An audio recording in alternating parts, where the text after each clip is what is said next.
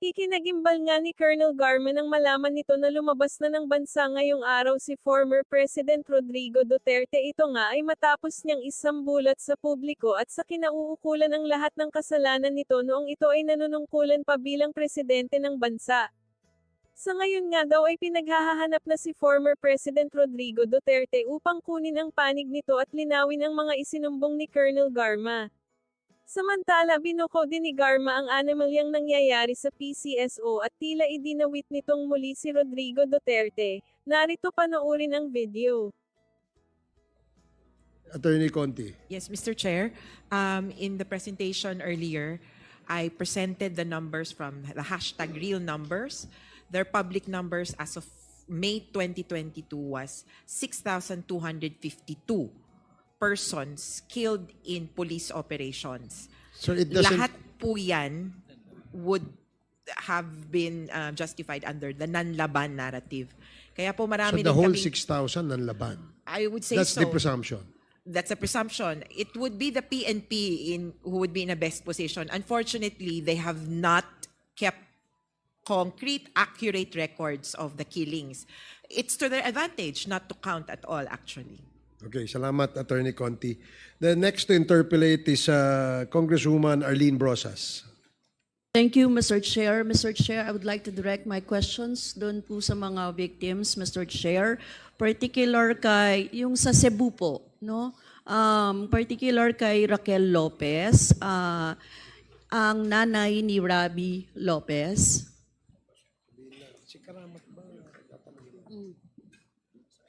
Mr. Chair, may ilang mga tanong lang ako.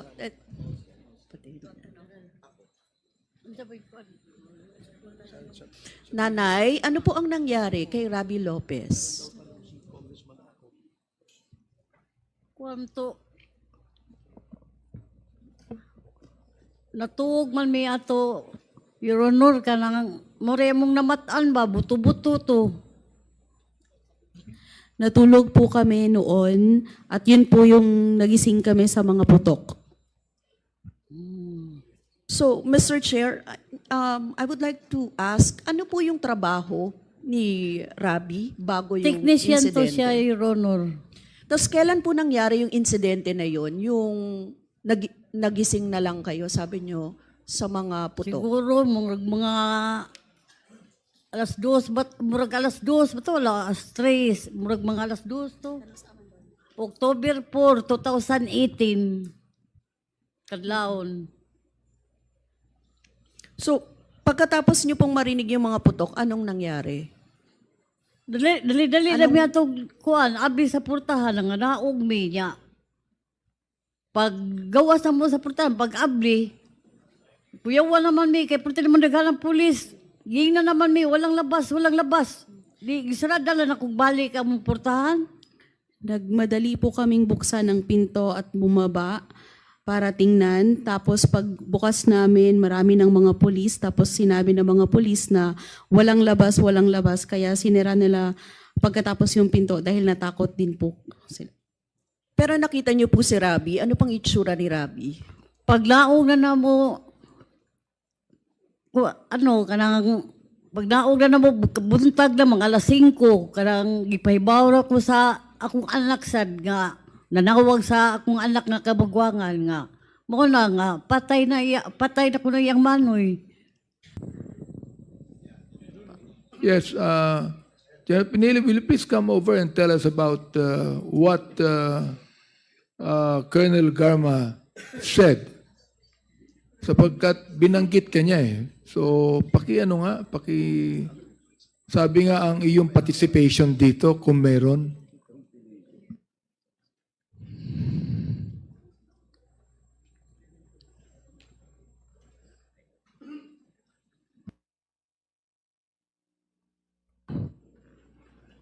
Your Honor, I'm former chairman of PCSO, Anselmo Simeon P. Pinili, and I am very sad. Did you take your oath yet? Have Yes, you? Your Okay, Honor. go ahead. I'm very sad that the former GM said that my honorable classmates was involved in drugs. And I hope that she is not lying, because my classmate lifestyle is, for me, is so simple. He has no car, he walks. And after retirement, he always been employed. So during my experience with him, when he prays, You still have saying something here, General. But you're saying that you're the classmate of General Barayuga? pardon, sir? You were. Okay. Yes, Now, I'm will the you classmate. please, Colonel Garma, will you please repeat what you said a moment ago when you mentioned General Pinili? Will you please repeat that so he could be able to hear what you said?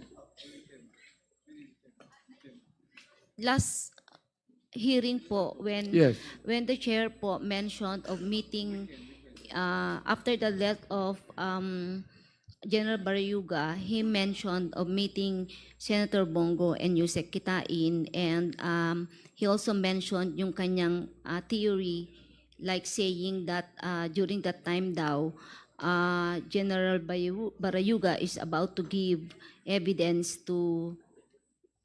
daw, may hawak doon na evidence in connection with corruption against me.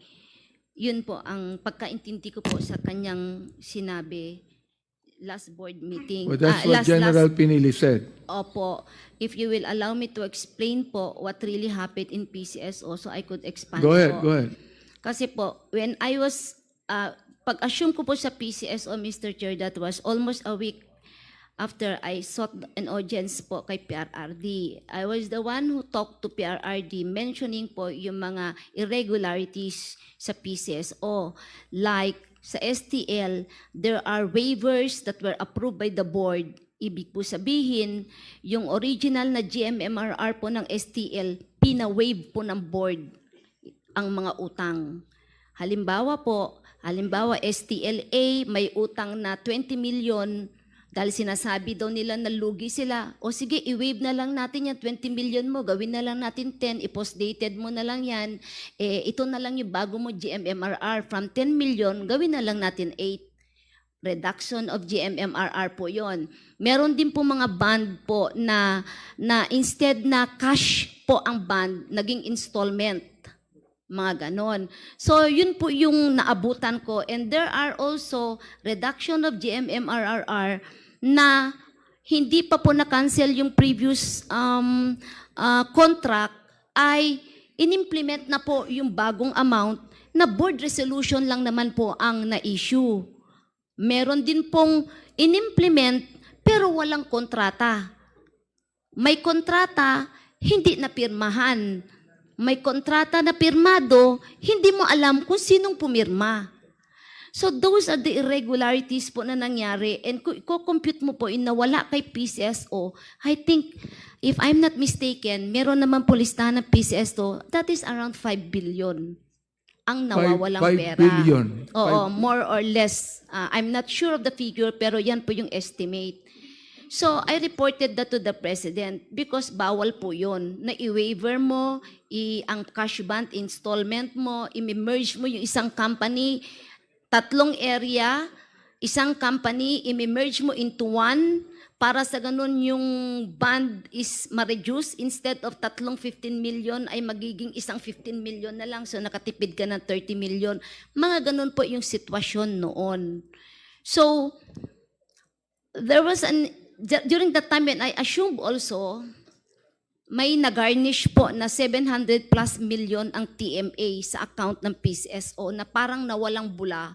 At paano nalaman ng TMA ang bank account ng PCSO sa PNB and I forgot the other bank, which is a mystery hanggang nung umalis ako, parang walang klarong nangyari. Hindi namin alam kung paano nangyari na wala na lang yung 700 plus million sa account ng PCSO. Up to now yan, alam niya ng PCSO. I don't know kung na-account na o naibalik na ba na TMA. Nagkaroon po ng case po yan.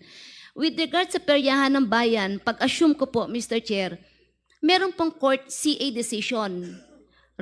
CA decision instructing PCSO to an status quo and directing PCSO to send representatives sa draw court ng peryahan ng bayan and while mag-arbitrate to resolve the issue ni PCSO and the peryahan.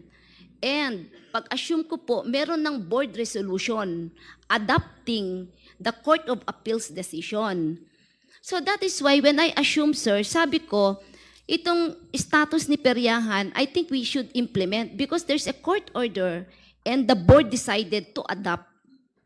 Pero that time po, kinasuhan na po ng peryahan si Chairman Pinili for not following the CA order po.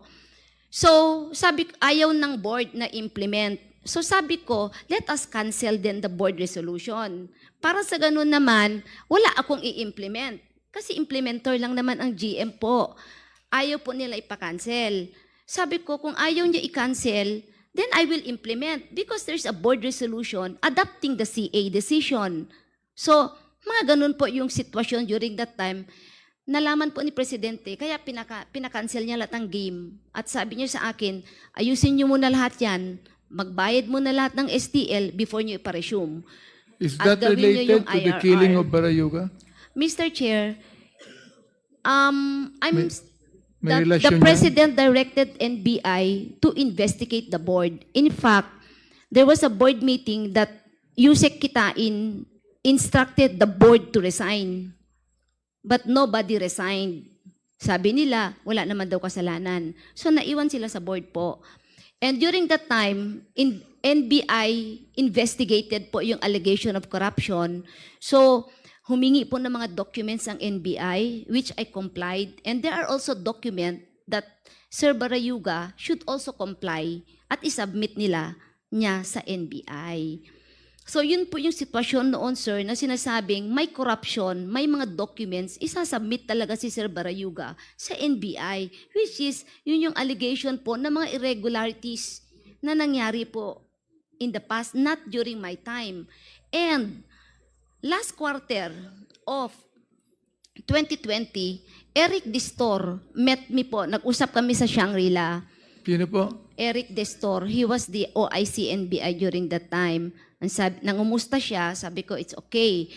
Inaayos naman namin lahat. Sabi ko, kumusta po yung investigation nyo, kako? Ang sabi niya, tapos na daw yung investigation na ginawa nila sa PCSO.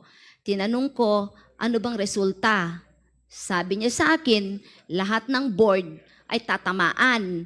And there are some AGMs po na involved kasi may mga napirmahan.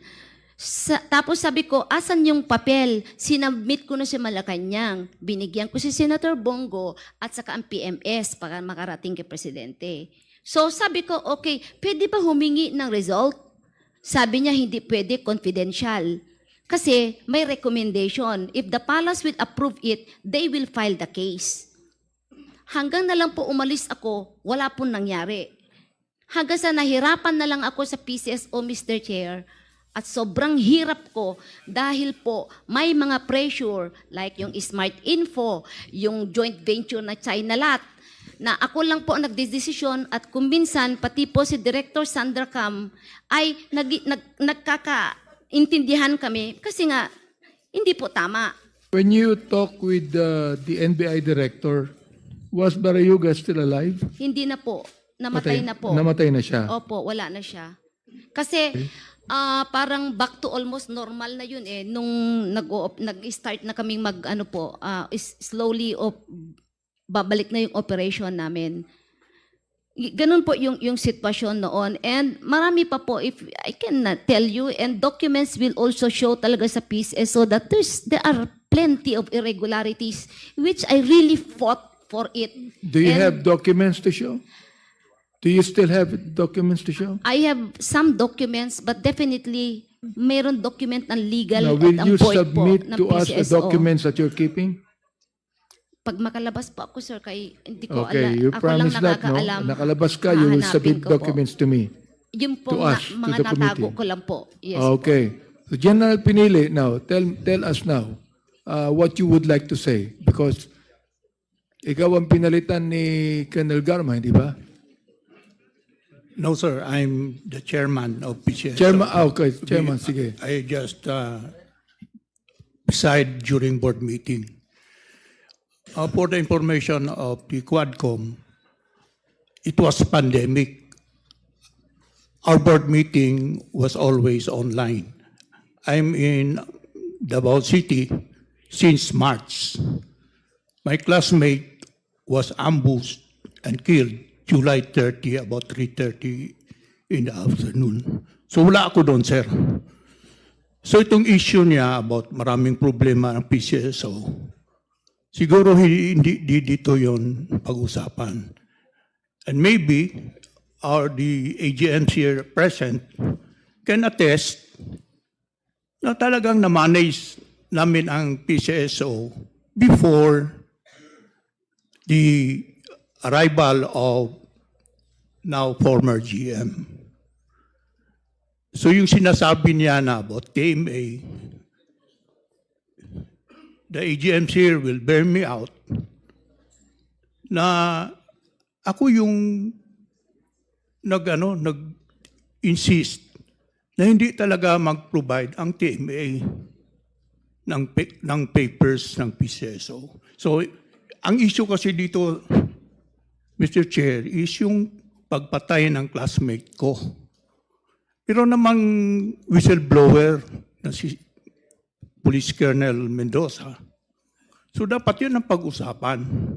Kasi pag sabihin niya yung pagdating niya, maraming nakita siyang mga problema, hindi yun ang issue. Kung yun ang aming ating pagdebatehan dito, dapat Mr. Chair. investigation sana. Mr. Chair. Yes, Congressman Akop, with the indulgence of Congressman Abante. No, a point of order lang, Mr. Chair. Oh, yes, what is the point of order? Kasi hindi ko matanggap na yung underclass ko. Tuturuan ako kung anong gagawin natin dito eh. You know, you become a congressman first before you can tell us what to do.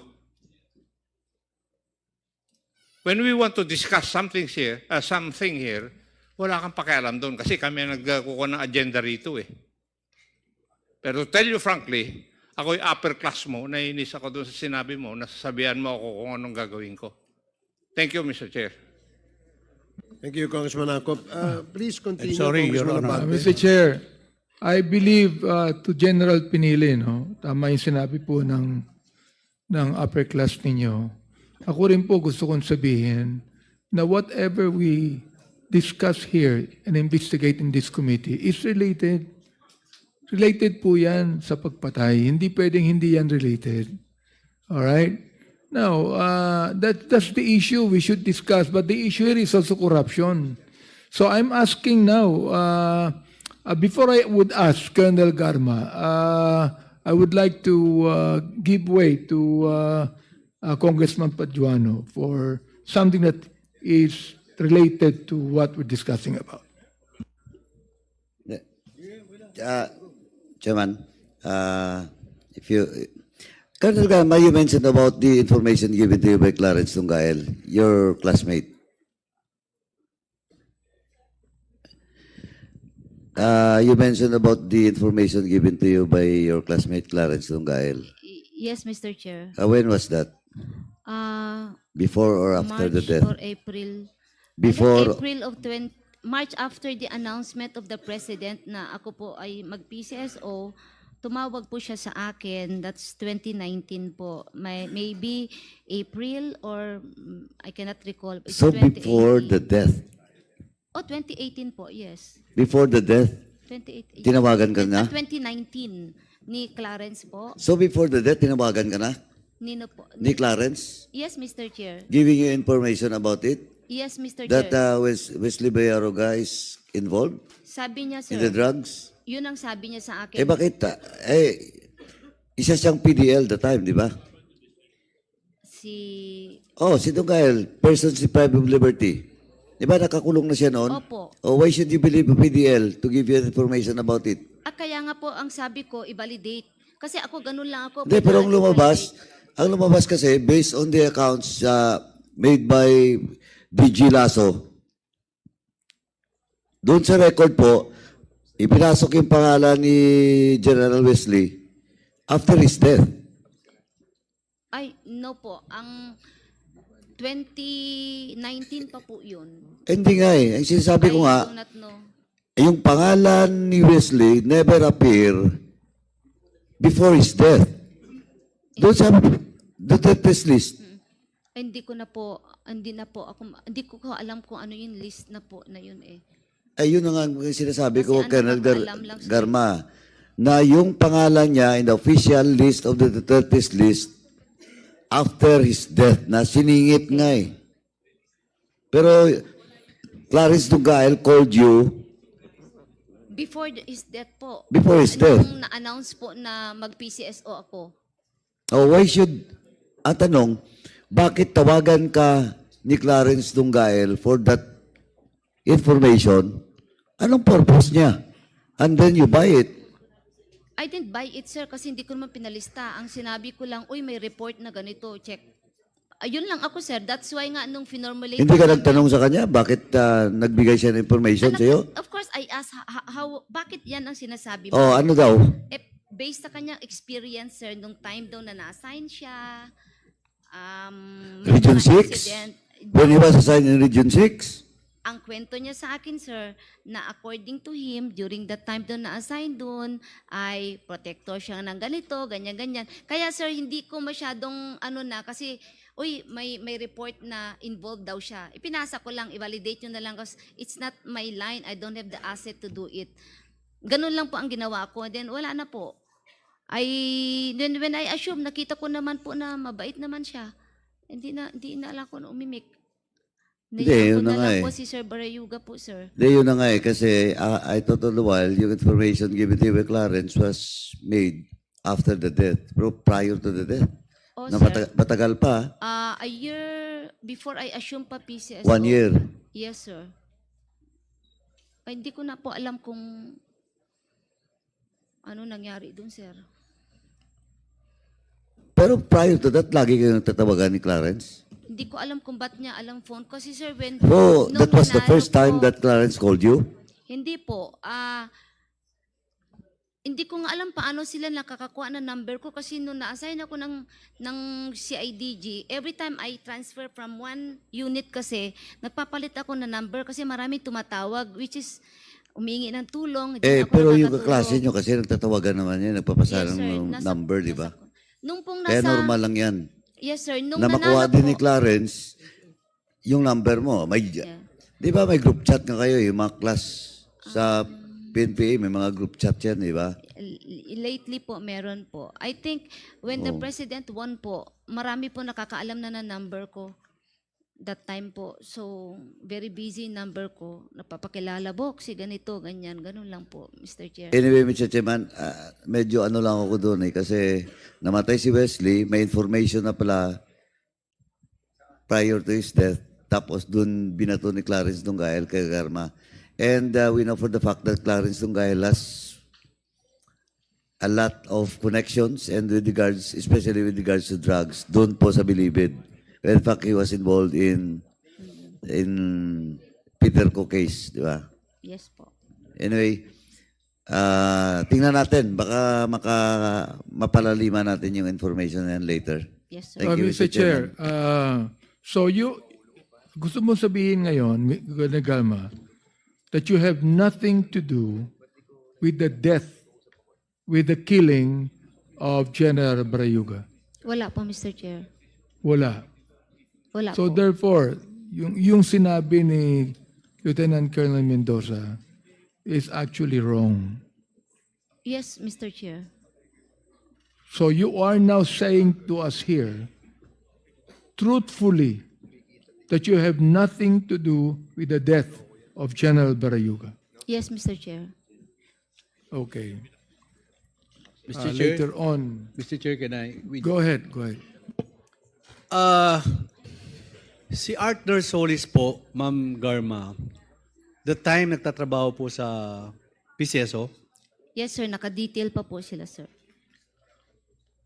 Di ba PCSO tapos si Arthur Solis, tapos si Lieutenant Colonel Laguna. Santi Mendoza, tapos si Nelson. Yun ang pagkasunod-sunod nun, di ba? Sabi kasi, nakausap niya si Colonel Leonardo. Pero nakikita ko yung diagram kasi baka, hindi ko lang alam, hindi lang ako sigurado. Kasi different yun, parang parallel po yun eh. Kaya naitanong ko si Arthur Solis kung by that time nandun po sa PCSO o baka kinamit yung telepono, sinabi ni Santi.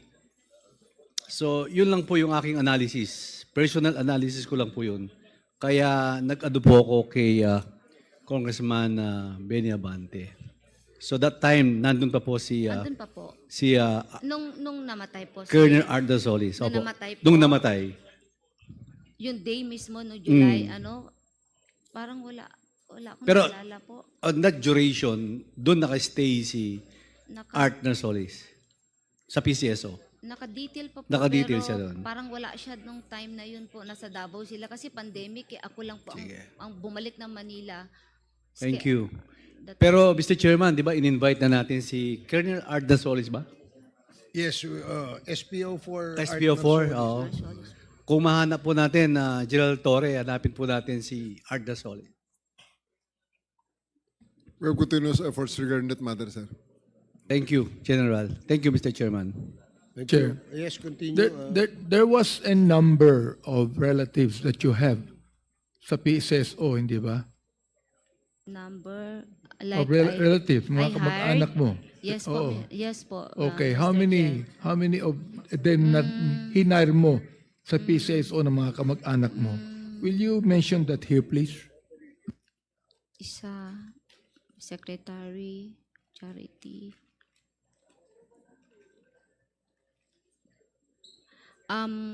One po as my secretary, private secretary. And then yung isa po is parang executive assistant 3. Yung isa po is parang mababa lang po yung bakante na I cannot recall the positions, pero puro po mabababa na position po. Ang pinakamataas lang po noon is EA3 na position po ang naibigay ko. Including your daughter or son? I don't have a son, Mr. Chair. My daughter, as confidential agent, for a few months lang po yun. After I took her back from US, kasi kinustody ko na siya, sabi ko, para may trabaho ka, then I'll hire you. So bakit mo binigyan ng trabaho sa PCSO yung mga kamag-anak mo? Mr. Chair, wala naman sigurong hindi mag-hire ng kamag-anak kasi the position po is trust and confidence. Like secretary, private secretary, I need someone I trust. Like siguro driver, I need someone I trust.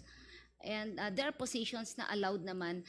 Pero kung trust and confidence po, meron po, yun lang ang binigay ko. The rest na I need professionals like lawyers, professionals. I hired lawyers and professionals. And there are also positions that I publish. I ask the HR to hire outside at mamili because gusto ko galing sa labas at qualified talaga for the position.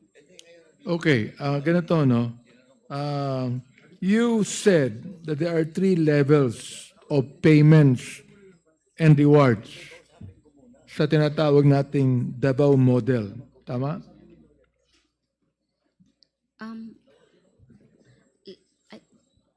There are levels like 3 levels of payments and rewards. I cannot. Kanina nabanggit mo yun eh. There are 4? 4 levels. Oo. There are 4 levels na nabanggit mo, hindi ba? Yes po. I think. Okay. I was looking at it and sabi ko nga, ang laking pera ang lumabas dito. The fact that thousands were killed, actually. So I would like to ask our PNP personnel here. Diba? General Torre. Nakita ko yata si General Karamat dito ha. I'd like to ask them if you share the statement of Colonel Garma na meron 4 na level ng payment and rewards to policemen na pumatay ng mga drug pushers, drug lords, drug traffickers. Do you share that statement? General Torre, do you deny or do you share the statement? Sir, I have no personal knowledge regarding that matter. Because truth to tell, sir, if I may be allowed to speak candidly, that's something that's the kind of system that will eventually be relatively researched. That's not against. So you're that's saying not that within you the have law. no personal knowledge I of don't that, have personal knowledge regarding that and matter, you have sir. not heard it even. No, sir. No, you haven't. Colonel Patay, Yes, Mr. Chair. Dinenay mo kanina. Are you still denying it now? Wala po akong knowledge yan, Mr. Chair. You have no personal knowledge then. Wala po, Mr. I'd like Chair. to ask, where's Colonel Marcos? Colonel Marcos, do you share the statement that was given to us by Colonel Garma about the payment and rewards, or you also deny that? Pertaining to the reward system, sir, tama po si Colonel Garma doon, nag-circulate po yan sa buong PNP organization. Pero ang makaka-validate lang po talaga niyan is yung inner circle po ng gaya si Colonel Garma, yung mga nakakaalam talaga, sir. May natanggap yung pumatay kay Mayor Espinosa. Wala naman po akong natanggap doon, sir, kasi may operation. Hindi ikaw ang sinasabi ko. May natanggap ba yung mga pumatay? Hindi naman ikaw ang pumatay, di ba? Po, sir, hindi naman po. Yung pala naman eh. Ang natanong ko, mayroon ba natanggap yung pumatay? Wala naman po siguro, sir, kasi... Hindi mo alam. Opo, yung unang... Si Major Laraga, may natanggap ba siya? Wala po yata, sir. Ngayon, sir, yung war on drugs kasi, sir, nung umpisa, wala pong ganyang reward system. Yung talagang operation, true operation on listed drugs personalities.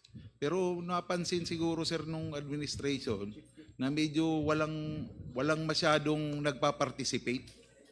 So nung nakakulong na po ako, sir, naka-restricted, parang narinig ko, sir, na nag-umpisa na po yung reward system to encourage other officers, other personnel. Nakatanggap si Major Laraga at yung mga pulis, hindi mo alam. Hindi po Kasi Luca, nakakapagtaka na papatay nila sa loob ng selda eh. Si Mayor Espinosa eh. Nakakapagtaka kahit sino. At tanungin mo, nakakapagtaka, nakakulong na yung tao eh. Papatayin nyo. Ngayon, nalaman natin mayroong payment and rewards. Hindi mo alam, hindi ka nang katanggap dahil hindi naman talaga ikaw ang pumatay, di ba? Yes, Mr. Chair. At hindi mo alam na mayroong payment and reward na binibigay sa mga pumatay. Tama ako, mali? It's true na naririnig po ng kapulisan yan, sir. Pati ako, sir, naririnig ko po. Si General Karamat ba nandiyan kanina? Nandiyan kanina eh. Wala na ba ngayon? Wala na, no? Okay? Now, Colonel Garma, have you heard of the killing of Mayor Cesar Perez of Los Baños? Pinatay during the drug war? Hindi po. At merong silang pinagbintangan. Ang biktima po ay nakulong na konsehal, si Norbin Tamisin. Have you heard of that? No, Mr. Chair. Hindi mo narinig. Hindi po. How about the killing of Mayor Halili of Tanawan, Batangas? Mayor Halili. Sa drugs din po yun eh. Yes, Mr. Chair. Narinig ko po Narinig yun. mo? Opo. Okay. So, therefore, totoo yung sinasabi mo na kapag mayroong napatay ang pulis, may natatanggap. Totoo po yun, Mr. Baliktarin po natin. Halimbawa kaya, ang binibigyan ng reward, yung hindi nakakapatay. Mas maganda, di ba? Yung bibigyan ng reward, yung imbis na papatayin, hinuhuli, kinukulong, at kinakasuhan. Sana- Di ba mas maganda yung ganon? Yes po, yun na-file sana ng kaso. Siguro tapos konti lang ang namatay. Tama ba ko, Colonel Marcos? Am I right? Siguro konti lang ang namatay, ang pinatay. Kung walang payment and reward, konti lang ang pinatay. It's possible, Mr. Chair. Possible. So anyway, Mr. Chair, nakita po natin to and I'm so glad na gusto ko lang pong basahin ang isang manifestasyon dito na naisulat sapagkat sayang naman kung hindi ko babasahin ito. Alright? Itong Davao model ng payment and reward system ay nakakatakot at talaga namang inaabuso. Kung tutuusin, ang reward system ay maghihikayat sa mga pulis na pumatay upang makuha ang reward nila na pera. Tulad po ng sinabi ng aking kasama dito, si Congressman Romy Acop. Tulad po na nabanggit ni Congressman JJ na ito yung love of money. Ibig sabihin, Mr. Chair, walang pinagkaiba ang reward system na ito doon sa mga drug pusher na kumukuha rin ng pera dahil sa droga. Ito naman, kumukuha ng pera dahil nakakapatay. Walang pinagkaiba, mga kaibigan. At sino bang ayaw makakuha ng pera? Kapansin-pansin din na ang laki ng discretion ng mga pulis. Dahil on a mere suspicion, pwede silang pumatay at yung suspect ay hindi man lang binigyan ng pagkakataon mag-explain or ilaban ang kanyang sarili. Kaya nga po, this is a violation of their constitutional right. Paano kung mistaken identity? Tulad ang napatay na 9 na taon. Tulad ang napatay na si Kian na 17 years old. Ito ay mga mistaken identity. Paano kung galit lang sa iyo ang isang pulis at bigla ka na lang sinama sa listahan ng suspect? Paano kung nagkataon parehas kayo ng pangalan? Ang daming mali sa sistema na ito. At ang pinakamalala, walang reward ang apprehension o paghuli ng suspect. Kung gusto mo ng pera, patayin mo ang suspect. Last question, Mr. Chair, to Vice Chair Bernardo. What is now the status of Commissioner Leonardo in NAPOLCOM? Sir, I was just, I was able to read a letter that his resignation had been accepted, sir. I will be getting the official notice, sir, maybe by Monday, sir. So you will not anymore charge him administratively? Last week, sir, I convened the remaining commissioners, and I was asking if we would be reporting to the Office of the President through the SILG that we are supposed to recommend the conduct of administrative investigation. Inasmuch as the PNP and the Internal Affairs and NBI would be conducting a criminal investigation, it is also be more expeditious, considering if an administrative case will be conducted, it would be more quicker, considering the evidence necessary would be substantial evidence, sir. But we were being told that he tendered his resignation, and I was asking my colleague, I was outvoted that they suggested to wait for developments. But personally, I would like to file administrative case. Thank you, Mr. Chair. That ends my interpellation and manifestation. Maraming salamat po sa inyo. Thank you, Congressman Abante. And Before we end, Mr. Chairman. Congressman Fernandez. Yes, since there are reports, some reports that been received by this Quadcom in relation to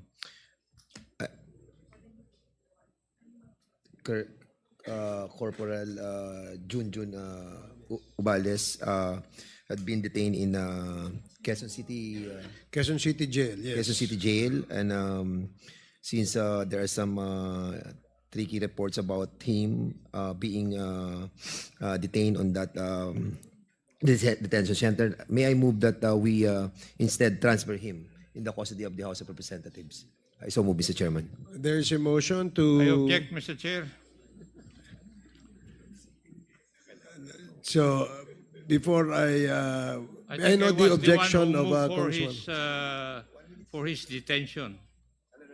I was the one who moved for his detention for lying.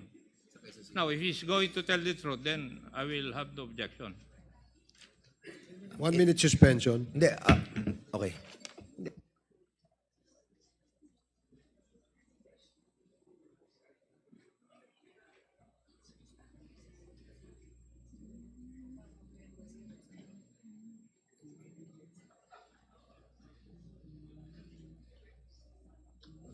Hindi, sabihin na natin.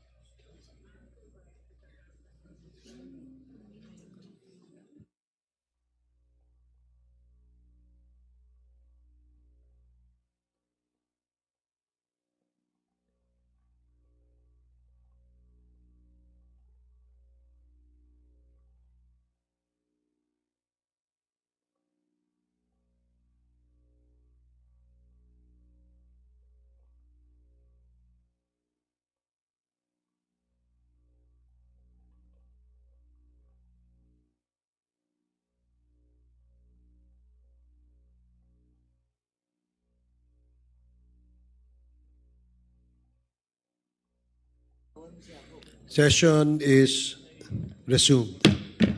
So the parliamentary status is that there was a motion by Congressman Dan Fernandez but it was objected prior to the chair stating for the record the motion of Congressman Dan Fernandez. And the chair immediately suspended the hearing in order that we can discuss the motion that will be stated by Congressman Fernandez. And since there was an objection, nevertheless, the chair would like to state for the record the motion moved by Congressman Dan Fernandez. There's a motion to transfer the detention of certain Sergeant Ubales from Quezon City Jail, whom we cited in contempt in the last hearing, and be transferred to the detention facility in the House of Representatives. And there was an objection by Congressman Acop. Since there is an objection, we would like to divide the House. Mr. Chair. Yes, Congressman Bante. Just Mr. proper, Chair. Mr. Chair, to divide the House. But Yeah. do have a quorum. Yes. Mr. Chairman, We have may I be allowed to have a small statement? Mr. Chairman, I don't want to go into voting anymore, since we respect din also the sentiment of Chairman Acop. Since we were not able to tell him the issue beforehand. And after the suspension that you have ruled, I have spoken with Chairman Acop. So, most likely, Mr. Chairman, let's give a moment with Chairman Acop, and I move that we suspend another minute for it. Okay, session is suspended.